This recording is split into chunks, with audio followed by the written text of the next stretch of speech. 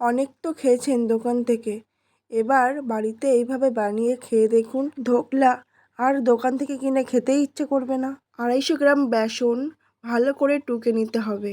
তারপর এর মধ্যে দিয়ে দিতে হবে পরিমাণ মতন চিনি, নুন আর হলুদ, আর দিয়ে দেব পরিমাণ মতন জল।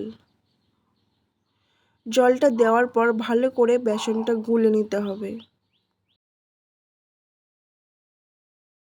আর গোলা হয়ে গেলে 10 মিনিট ঢেকে রেখে দিতে হবে।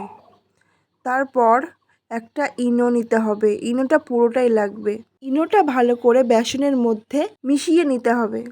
তারপর একটা বাটির মধ্যে সামান্য তেল ব্রাশ করে তার মধ্যে ঢেলে দিতে হবে। এবার স্টিম করতে দিতে হবে 45 মিনিট।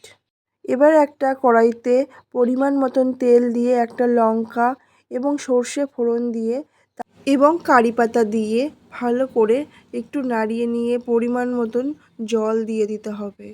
জলটা ফুটে গেলে পরিমাণ মতন চিনি দিয়ে নামিয়ে নিতে হবে। অন্যদিকে স্টিম কমপ্লিট। তারপর একটা প্লেটে ঠান্ডা করে নামিয়ে নিতে হবে। তারপর ছুরি দিয়ে ভালো করে পিস পিস করে কেটে নিতে হবে। তারপর বানিয়ে রাখা তৈরি হয়ে গেছে ধোকলা ঢেলে দিতে হবে।